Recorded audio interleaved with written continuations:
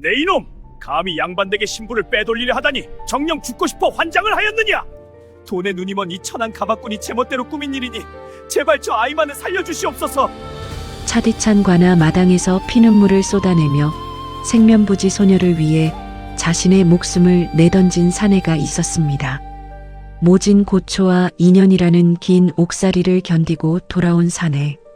흉년으로 마을 사람들이 태반이 떠나버린 그곳에서 폐가가 되었을 줄 알았던 사내의 집 대문을 열자 믿기지 않는 광경이 펼쳐지는데 과연 가마꾼 만석의 희생은 헛된 것이었을까요?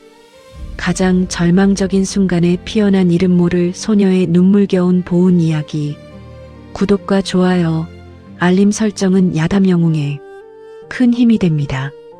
자, 그럼 오늘도 가슴 뭉클한 옛날 이야기 지금 바로 시작합니다. 옛날 어느 작은 고을에 만석이라는 사내가 살고 있었습니다. 그는 비록 가진 것이라고는 튼튼한 두 어깨와 우직한 두 다리뿐이었으나 마을에서 둘째가라면 서러울 정도로 성실한 가마꾼이었더랍니다. 하지만 하늘도 무심하시지 만석의 집안 형편은 날이 갈수록 기울어만 갔지요. 만석의 아내는 지독한 곡불이 폐병으로 번져 벌써 몇 달째 자리보전을 하고 누워 있었습니다. 쿨럭쿨럭. 여보, 나 때문에 당신 고생이 너무 많구려. 아내의 마른 기침 소리가 들릴 때마다 만석의 억장은 무너져 내리는 듯 했습니다. 어린 두 아이는 배가 고파 손가락만 빨고 있는데 약 한 첩 지어줄 돈이 없어 장터 한 구석에서 한숨만 내쉬던 참이었지요. 그날도 만석은 동료이자 아우인 막동과 함께 장터 한복판에 쪼그려 앉아 있었습니다. 형님, 오늘도 공치게 생겼소? 아이고, 이놈의 팔자야. 막동이 무릎을 끌어안고 투덜댔지만 만석은 대답 대신 먼 산만 바라보았지요. 그의 머릿속엔 오직 아내의 약값과 아이들의 쌀독 생각뿐이었으니까요. 그때였습니다. 갓을 삐딱하게 쓴 중년 사내 하나가 위세를 부리며 두 사람 쪽으로 성큼성큼 걸어왔습니다. 행색으로 보아하니 인근에서 권세께나 부린다는 김대감댁 집사놈이 분명했습니다. 자네들이 이 근방에서 발이 제일 빠르다는 가마꾼들인가? 집사의 목소리엔 아나무인 격인 거만함이 묻어났지요. 만석이 조심스레 고개를 숙이며 답했습니다. 예, 나리. 무슨 심부름이라도 있으신지요? 집사는 품 안에서 돈주머니를 꺼내 흔들어 보였습니다. 짤랑거리는 엽전 소리에 막동의 눈이 휘둥그레졌지요. 이틀 길을 가야 하는 먼 고을까지 신부 가마를 옮겨다 주게. 험한 산을 몇 개 넘어야 하니 품삯 큰 평소의 3배를 쳐주지. 어떤가 하겠나? 평소의 3배라니요. 그 돈이면 아내의 약을 다리고 아이들에게 기름진 고깃국을 실컷 먹일 수 있는 큰 돈이었습니다. 막동은 만석의 소매를 잡아당기며 눈짓을 보냈습니다. 하지만 만석은 묘한 기분을 지울 수 없었습니다. 신부 가마라면 모름지기 집안 하인들이 맬 터인데 왜 굳이 장터에 가마꾼을 산댈까? 하지만 눈앞에 굶주린 자식들이 눈에 밟힌 만석은 결국 고개를 끄덕였습니다. 알겠습니다, 나리. 맡겨만 주십시오. 다음 날 새벽 만석과 막동은 의뢰인이 알려준 집 앞에 도착했습니다. 대문 앞엔 낡은 보따리 몇 개가 덩그러니 놓여 있었지요. 그런데 집안 분위기가 영 수상했습니다. 혼례를 앞둔 집이라면 풍악 소리가 울리고 잔치 준비로 북적여야 하거늘 마치 초상을 치르는 집처럼 무거운 침묵만이 감돌고 있었지요. 자, 지체할 시간 없으니 어서 출발하게. 집사의 재촉에 만석은 가마채를 어깨에 맸습니다. 가마 안엔 신부가 타고 있었지만 인기척 하나 들리지 않았지요. 마을을 벗어나 산길로 접어들자 길은 점점 좁아지고 우거진 나무들이 하늘을 가렸습니다. 한참을 걷던 중이었습니다. 고요한 산속 만석의 귀에 아주 가느다란 소리가 들려왔습니다. 흑, 흑, 흑. 처음엔 산새 소리인 줄 알았습니다. 하지만 가마가 출렁일 때마다 소리는 더욱 또렷해졌지요. 그것은 억장이 무너지는 듯한, 숨이 멎는 듯한 서러운 울음소리였습니다. 만석은 잠시 걸음을 멈추고 가마를 내려놓았습니다. 형님, 왜 그러시오? 갈 길이 먼데. 막동이 투덜댔지만 만석은 가마 문 앞으로 다가갔습니다. 아가씨, 어찌 그리 서럽게 우시는지요? 어디 몸이라도 편치 않으신 겁니까? 가마 문을 조심스레 열자 그 안엔 족두리를 쓴 어린 소녀가 사시나무 떨듯 몸을 웅크리고 있었습니다. 얼굴을 가린 너울은 이미 눈물로 범벅이 되어 뺨에 달라붙어 있었지요. 이제 겨우 15이나 되었을까요? 앳된 소녀는 만석의 투박한 손을 붙잡으며 피눈물을 쏟아냈습니다. 아저씨, 제발 저를 좀 살려주세요. 저희 아버지가 도박빚을 갚으려고 저를 짐승 같은 늙은 양반의 첩으로 팔아넘겼습니다. 그곳에 가면 저는 죽은 목숨이나 다름없습니다. 소녀의 이름은 소은이었습니다. 그녀의 사정을 듣는 순간 만석은 뒤통수를 얻어맞은 듯 멍해졌습니다. 세상에 어찌 아비라는 자가 제 자식을 팔아넘긴단 말인가. 만석의 가슴 속에서 서슬퍼런 분노가 치밀어 올랐습니다. 동시에 집에 두고 온 제 딸아이의 얼굴이 겹쳐 보였지요. 형님, 어서 문 닫으시오. 김대감 귀에 들어가면 우리 목숨은 파리 목숨이요. 막동이 겁에 질려 만석을 끌어당겼습니다. 하지만 만석은 소은의 가녀린 손목을 내려다보며 입술을 짓씹었습니다. 이 아이를 그대로 넘겨준다면 평생 아내와 아이들의 얼굴을 당당히 볼 수 없을 것 같았습니다. 만석은 막동의 눈을 똑바로 쳐다보며 낮게 은조렸습니다. 막동아, 사람이 사람답게 살아야지. 내 자식이 이런 일을 당했다면 내 가슴이 어떠했겠느냐. 나는 이 가마를 저승길로 보낼 수가 없다. 형님, 그럼 어쩌시려고요? 가마를 돌린다. 저 김대감의 하인들이 눈치채지 못할 험한 산속 깊은 곳으로 갈 것이다. 그것은 가난한 가마꾼이 가진 모든 것을 잃을 수도 있는, 아니 목숨을 걸어야 하는 위험천만한 선택이었습니다. 하지만 만석은 이미 마음을 정한 듯 가마채를 다시 움켜쥐었습니다. 만석의 결단에 가마는 칠흑 같은 숲속으로 파고들기 시작했습니다. 형님, 저기 횃불이요. 놈들이 벌써 따라붙었소. 막동의 목소리가 사시나무 떨듯 흔들렸지요. 멀리 산 아래에서 수십 개의 횃불이 마치 굶주린 늑대의 눈동자처럼 번뜩이며 올라오고 있었습니다. 이놈들, 감히 김대감 댁의 안사람이 될 분을 모시고 어디로 도망을 가느냐? 게 서지 못할까? 하인들의 서슬퍼런 고함이 고요한 산천을 뒤흔들었습니다. 만석은 이를 악물었습니다. 어깨를 짓누르는 가마채의 무게는 마치 태산과도 같았고 발밑의 돌뿌리는 사정없이 버선발을 채어갔으나 그는 멈출 수 없었지요. 아저씨, 제발 저 때문에. 아저씨까지 해를 당하시면 어찌합니까? 그냥 저를 내려두고 가세요. 가마 안에서 소은이 울먹이며 말했습니다. 하지만 만석은 거친 숨을 몰아쉬며 답했습니다. 아가씨, 걱정 마십시오. 이 만석이가 눈을 뜨고 있는 한 아가씨를 그 지옥 같은 곳으로 돌려보내지 않을 것입니다.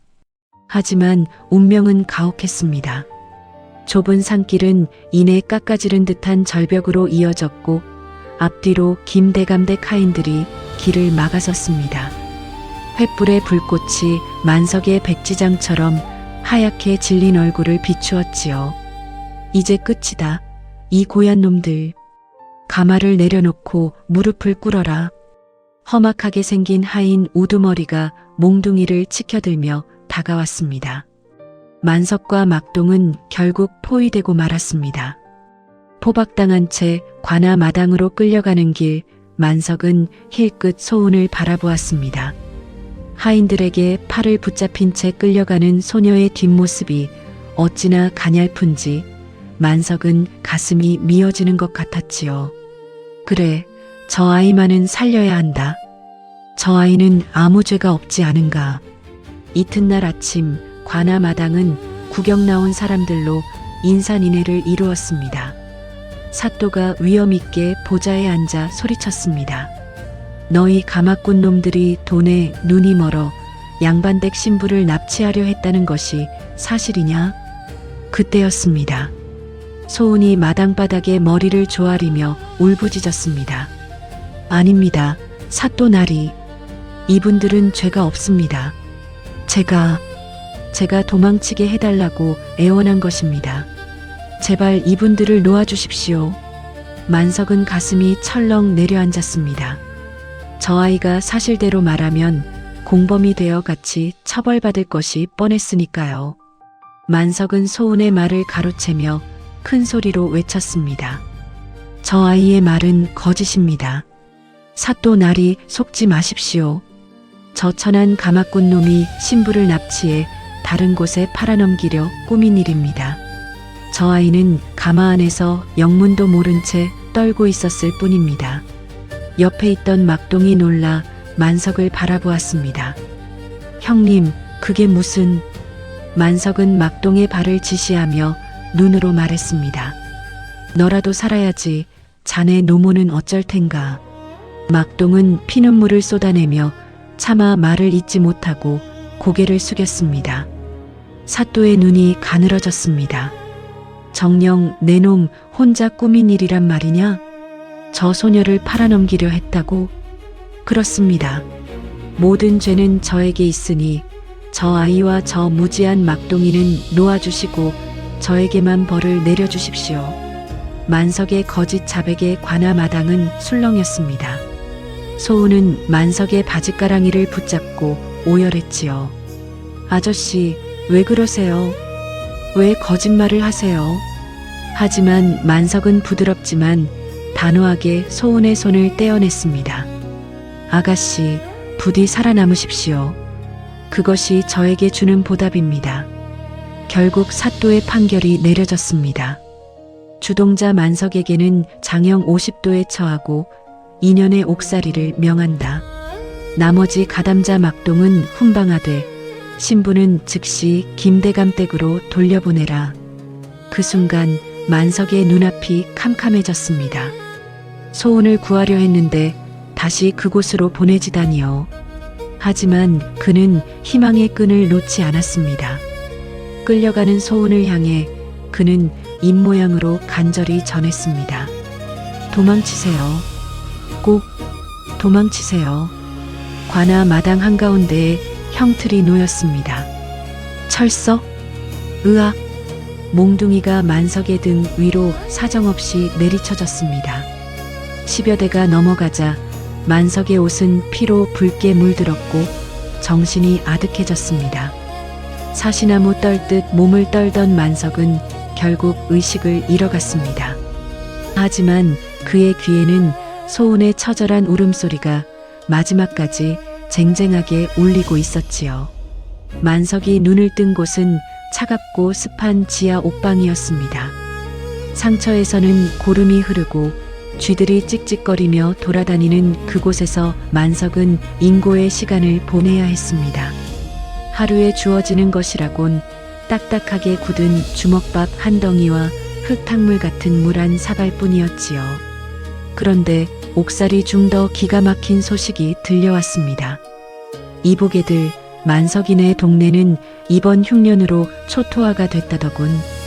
만석의 처는 병이 깊어 죽었다는 소문도 있고 아이들은 길바닥에 나앉았다고 하네. 옥졸들의 수군거림을 들은 만석은 억장이 무너져 내렸습니다. 여보, 아이들아. 그는 벽에 머리를 찌우며 피눈물을 쏟아냈습니다.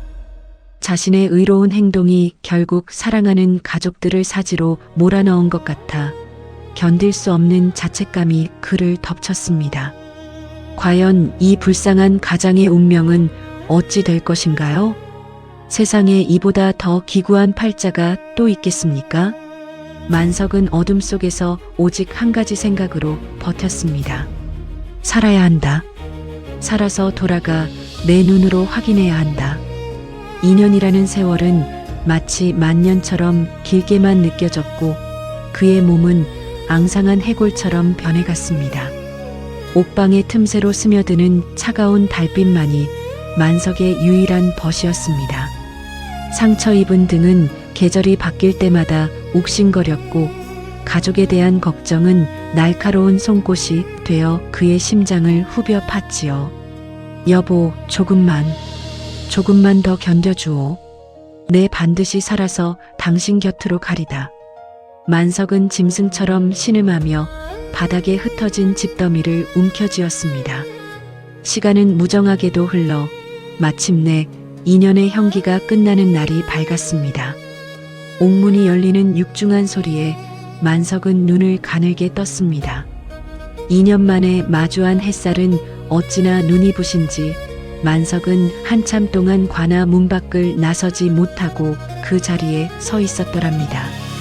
그의 행색은 차마 눈뜨고 볼 수 없을 만큼 비참했습니다. 머리는 허옇게 새어 산발이 되었고 몸은 앙상한 나뭇가지처럼 말라 뼈마디가 도드라졌지요. 하지만 만석은 지팡이 하나에 의지한 채 고향 마을을 향해 한 걸음 한 걸음을 내디뎠습니다. 제발 무사해야 한다. 그의 입술은 가뭄에 논바닥 갈라지듯 터져 피딱지가 앉아 있었습니다. 마을 어귀에 들어서자 만석의 눈앞에 펼쳐진 풍경은 그야말로 지옥이 따로 없었습니다. 수십 년 만의 대육년은 마을의 생기를 송두리째 앗아갔지요. 논밭은 거북이 등껍질처럼 갈라져 먼지만 날리고 마을 사람들 태반은 먹고 살기를 찾아 고향을 버리고 떠난 뒤였습니다. 아이고, 만석이 아닌가. 자네가 살아서 돌아오다니. 길가에 앉아있던 노인이 만석을 알아보고 짐승처럼 오열하며 다가왔습니다. 어르신, 제 아내는, 우리 아이들은 어찌 되었습니까? 제발 말 좀 해주십시오. 만석이 노인의 손을 붙잡고 절규했습니다. 노인은 차마 말을 잇지 못하고 먼 산만 바라보며 눈물을 훔쳤지요. 말도 마세. 그 흉년에 병든 처와 어린 것들이 어찌 버텼겠나? 다들 죽은 줄로만 알았지. 노인의 말에 만석의 세상은 무너져 내렸습니다. 그는 피눈물을 쏟아내며 자신의 집을 향해 달리기 시작했습니다. 아니, 그것은 달리는 것이 아니라 처절한 몸부림이었지요. 내 잘못이다. 내가 괜한 의기를 부려 내 가족을 죽였구나. 만석은 통곡하며 대문 앞에 도착했습니다. 그런데 이게 어찌 된 일입니까?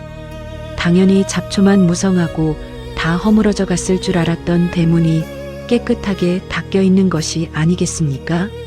만석은 떨리는 손으로 대문을 밀었습니다. 끼잉 마이너스 소리와 함께 열린 마당 안에는 믿기지 않는 광경이 펼쳐졌습니다. 마당 한 구석에는 빨래가 정갈하게 널려 있었고 장독대 위에는 단지들이 반짝반짝 빛나고 있었습니다. 무엇보다 만석의 코끝을 자극한 것은 구수한 된장찌개 냄새와 갓 지은 하얀 쌀밥의 향기였습니다. 이게 도대체 어찌 된 일인가? 내가 드디어 미친 것인가? 그때였습니다. 방문이 열리며 깨끗한 옷을 입은 두 아이가 뛰어나왔습니다. 아버지, 정말 우리 아버지예요? 아이들은 2년 전보다 훨씬 키가 자라 있었고 얼굴색도 복숭아처럼 발그레하니 건강해 보였습니다. 만석은 아이들을 품에 안고 넋을 잃은 채 울음을 터뜨렸습니다. 오, 내 강아지들아, 살아있었구나. 정녕 살아있었어. 뒤이어 나온 아내 역시 예전의 병색은 온데간데 없이 건강한 모습으로 만석을 맞이했습니다. 여보, 고생 많으셨어요. 당신이 돌아오실 줄 알고 매일같이 밥을 지어 기다렸답니다. 부부는 서로를 부둥켜 안고 한참 동안 피눈물을 흘리며 재회의 기쁨을 나누었습니다. 그때 부엌에서 광주리를 든 한 처자가 조심스럽게 마당으로 나왔습니다. 그녀는 2년 전 만석이 목숨을 걸고 구했던 바로 그 소녀 소은이었습니다. 소은은 만석을 보자마자 광주리를 내려놓고 마당에 엎드려 큰 절을 올렸습니다. 아저씨, 이제야 아저씨의 은혜에 보답합니다. 저를 살려주신 그날 이후 저는 한시도 아저씨를 잊은 적이 없습니다.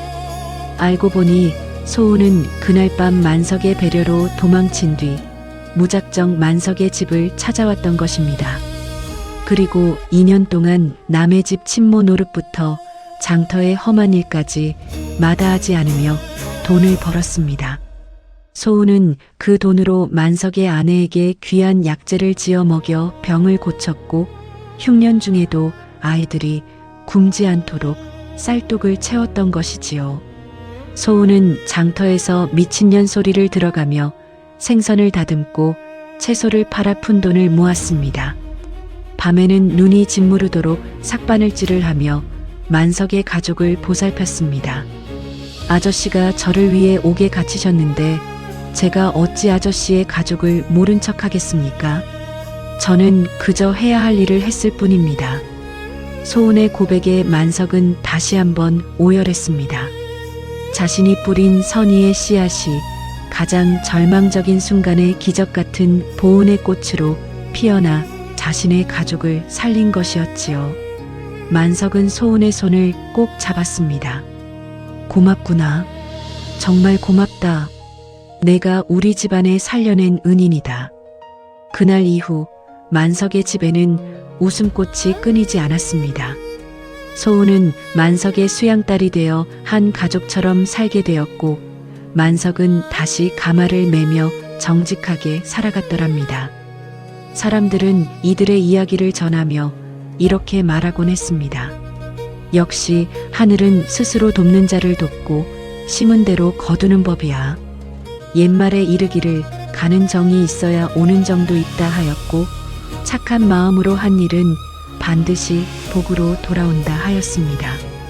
만석의 숭고한 희생과 소은의 지극한 보호는 온 마을에 퍼져나갔고 훗날 사또마저 이들의 이야기에 감동하여 만석에게 큰 상금을 내렸다는 전설 같은 이야기가 전해 내려옵니다.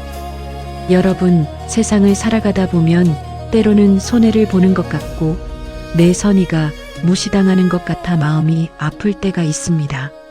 하지만 만석과 소은의 이야기처럼 진심을 담은 행동은 언젠가 반드시 가장 따뜻한 모습으로 우리에게 돌아온다는 사실을 잊지 마십시오.